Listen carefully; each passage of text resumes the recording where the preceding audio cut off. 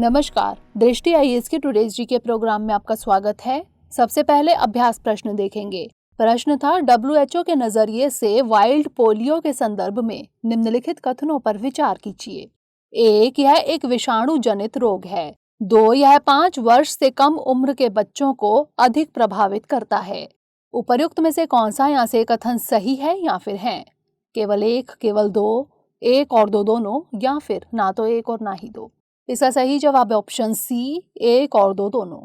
WHO के अनुसार poliomyelitis यानी पोलियो एक अत्यधिक संक्रामक विषाणु जनित बीमारी है, अतः कथन 1 सही है। यह मुख्य रूप से 5 साल के कम उम्र के बच्चों को अधिक प्रभावित करता है, अतः कथन 2 भी सही है। इसका विषाणु एक व्यक्ति से दूसरे व्यक्ति में मुख्य रूप से मुख एवं मल द्वार के मार्ग से फैलता है। यह तंत्रिका तंत्र पर आक्रमण करता है और पक्षाघात का कारण भी बनता है। वाइल्ड पोलियो वायरस के 3 प्रकारों में से टाइप 2 और 3 को विश्व स्तर पर समाप्त कर दिया गया है। 2020 तक वाइल्ड पोलियो वायरस टाइप 1 2 देशों पाकिस्तान और अफगानिस्तान को प्रभावित कर रहा था। तो इस तरह इस प्रश्न का सही जवाब ऑप्शन सी, 1 और 2 दोनों। आज के सेशन का पहला प्रश्न है, निम्नलिखित में से कौन सा देश इस वर्ष पहली बार शतरंज ओलंपियाड आयोजित कर रहा है? नॉर्वे, कनाडा, दक्षिण कोरिया या फिर भारत? इसका सही जवाब है ऑप्शन डी, भारत। 44वां शतरंज ओलंपियाड जुलाई 2022 में चेन्नई में आयोजित किया जाएगा।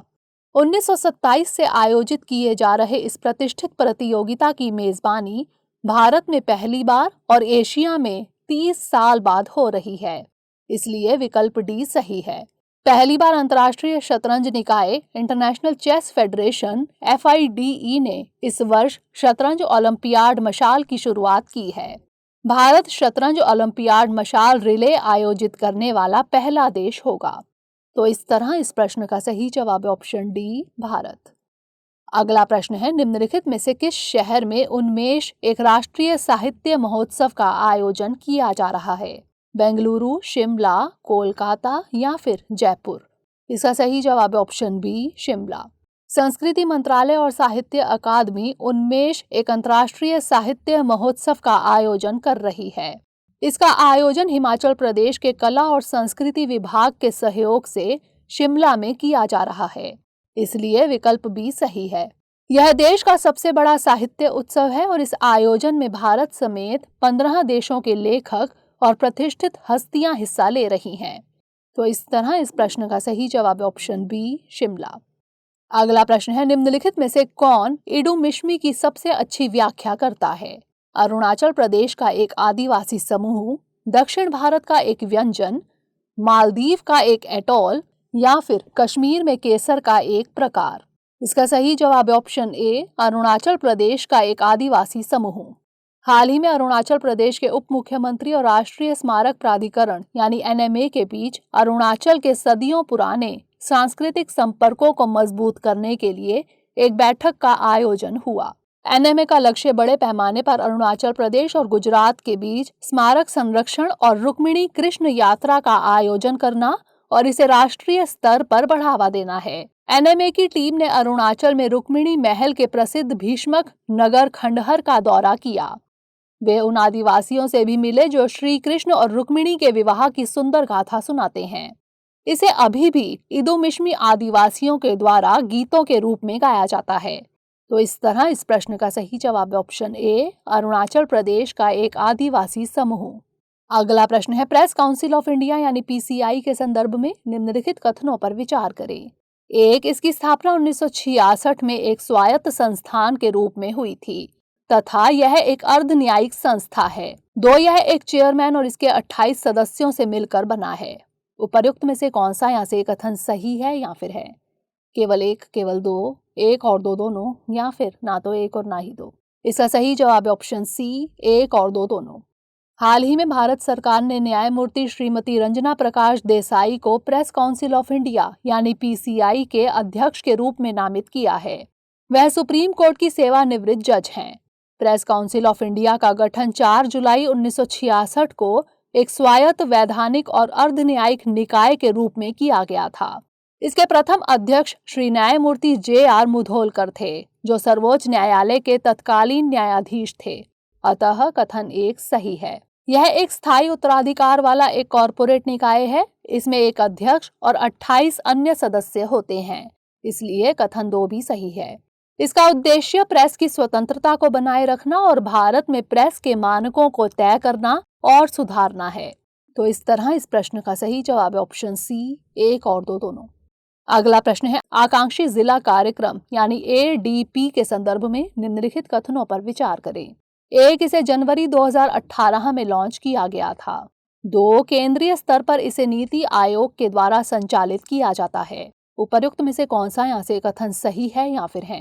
केवल 1, केवल 2, 1 और 2 दोनों, या फिर ना तो 1 और ना ही 2?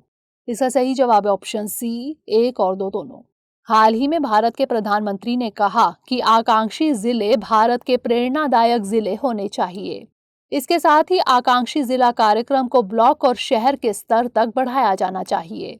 इस कार्यक्रम को जनवरी 2018 में प्रधानमंत्री श्री नरेंद्र मोदी के द्वारा शुरू किया गया था। इसका उद्देश्य देश भर में 112 सबसे कम विकसित जिलों का शीघ्र एवं प्रभावी ढंग से कायाकल्प करना है। अतः कथन 1 सही है। नीति आयोग जिला स्तर पर विकास को तेज करने के लिए संबंधित मंत्रालयों और विभिन्न विकास भागीदारों के साथ मिलकर काम करता है। अतः कथन 2 भी सही है। यह कार्यक्रम प्रत्येक जिले की बेहतरीन पहलुओं पर ध्यान केंद्रित करता है और मासिक आधार पर जिलों की रैंकिंग करके प्रगति को भी मापता है। तो इस तरह इस प्रश्न का सही जवाब है ऑप्शन सी, 1 और 2 दोनों। अगला प्रश्न है, मुख्यमंत्री मातृशक्ति योजना का संबंध किस राज्य से है? राजस्थान, उत्तर प्रदेश, उत्तराखंड या फिर गुजरात? इसका सही जवाब है ऑप्शन डी, गुजरात। भारत के प्रधानमंत्री 800 करोड़ रुपए के परिव्यय से गुजरात में मातृ पोषण पर आधारित मुख्यमंत्री मातृशक्ति योजना का शुभारंभ करेंगे, इसलिए विकल्प डी सही है। इसके तहत आंगनबाड़ी केंद्रों से गर्भवती और स्तनपान कराने वाली माताओं को हर महीने 2 किलो चना, 1 किलो अरहर की दाल और 1 किलो खाद्य तेल मुफ्त दिया जाएगा। प्रधानमंत्री पोषण सुधा योजना के लिए लगभग 120 करोड़ रुपए का वितरण भी करेंगे। इस योजना को अब गुजरात के सभी आदिवासी लाभार्थियों तक बढ़ाया जा रहा है। तो इस तरह इस प्रश्न का सही जवाब है ऑप्शन डी, गुजरात। अगला प्रश्न है, हाल ही में खबरों में रहा फुजियन क्या है? चीन का एक विमान वाहक पोत, जापान का एक एयरक्राफ्ट, उत्तर कोरिया का एक क्रूज मिसाइल या फिर सिंगापुर का एक ह्यूमनाइड? इसका सही जवाब है ऑप्शन ए, चीन का एक विमान वाहक पोत। हाल ही में चीन ने अपना सबसे बड़ा और सबसे आधुनिक तीसरा विमान वाहक पोत फुजियान लॉन्च किया, इसलिए विकल्प ए सही है।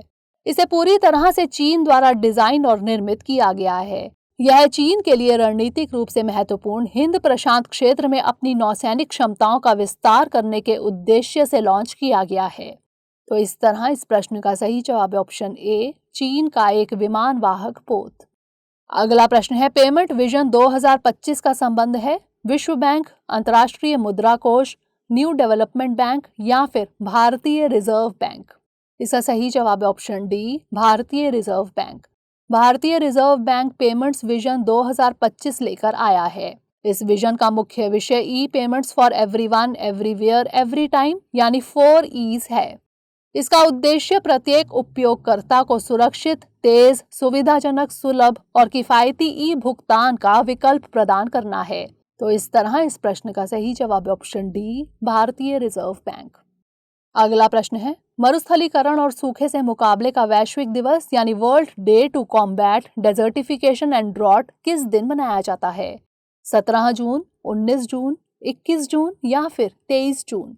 इसका सही जवाब है ऑप्शन ए, 17 जून।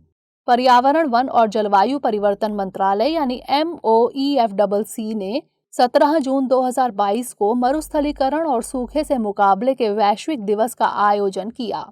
यह दिवस हर साल 17 जून को मनाया जाता है और इसका उद्देश्य दुनिया के सामने आने वाली सभी पर्यावरणीय और आर्थिक चिंताओं में भूमि की महत्वपूर्ण भूमिका को समझने के लिए बड़े पैमाने पर जागरूकता पैदा करना है। तो इस तरह इस प्रश्न का सही जवाब है ऑप्शन ए, 17 जून। अंतिम प्रश्न है, बैरेंट सागर किस महासागर से संबंधित है? प्रशांत महासागर, आर्कटिक महासागर, अटलांटिक महासागर या फिर दक्षिणी महासागर? इसका सही जवाब है ऑप्शन बी, आर्कटिक महासागर।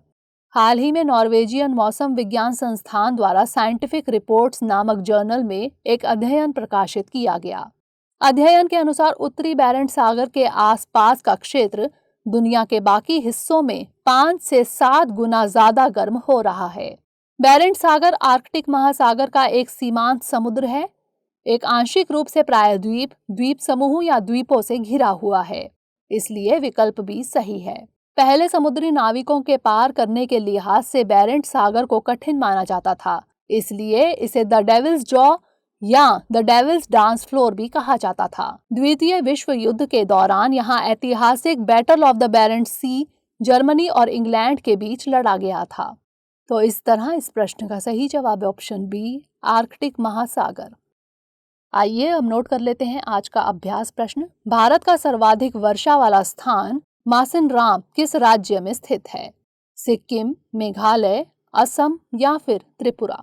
इसका उत्तर हमें कमेंट सेक्शन में जरूर भेजिएगा। अगले सेशन में नए प्रश्नों के साथ मिलेंगे। तब तक के लिए पढ़ते रहिए एंड स्टे सेफ।